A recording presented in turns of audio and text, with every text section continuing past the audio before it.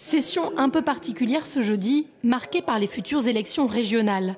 Hervé Novelli, qui assurait la présidence du groupe d'opposition UPRC depuis 2010, a cédé son siège à Nicolas Perruchot, probablement déçu de ne pas avoir eu l'investiture.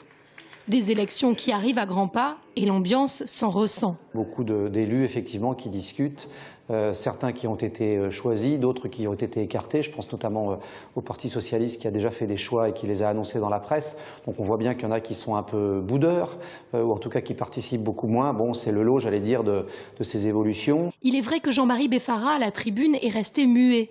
À ses côtés, un invité, le président PS de la région Pays de la Loire, Jacques Oxiette, qui a fait le déplacement dans le cadre des débats sur la coopération interrégionale. Les habitants et les acteurs de la région Centre-Val de Loire ont l'impression d'avoir été éconduits par la région des Pays de la Loire, comme la région des Pays de la Loire a non seulement le sentiment, mais la certitude d'avoir été éconduits par les collègues de la région Bretagne. Il ne faut pas en rester sur ce qui apparaît comme étant une situation peut-être un peu difficile.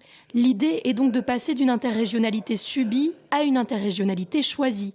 La coopération, qui existait déjà depuis 2007, passe aujourd'hui à la vitesse supérieure dans les secteurs du tourisme, de la formation ou encore de l'industrie. Je prends un exemple qui est chez nous, celui de la pharmacie. Nous avons, vous le savez, un beau développement dans le secteur de la pharmacie. Des entreprises de la pharmacie existent dans notre région.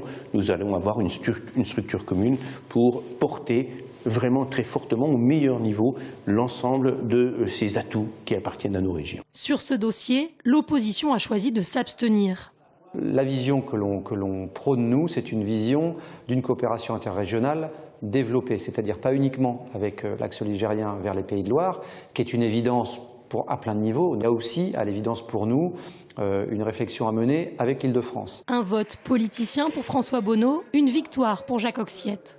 Tourner le dos, s'abstenir sur une dynamique interrégionale, c'est à mon avis quelque chose qui vraiment concerne le passé et pas du tout l'avenir. C'est déjà bien que les oppositions ne s'opposent pas, c'est une abstention positive, en tout cas je la prends comme telle. Les deux présidents de région qui siègent côte à côte, une volonté affichée d'aller encore plus loin dans cette coopération. François Bonneau siégera quant à lui le 29 juin au Conseil régional des Pays de la Loire.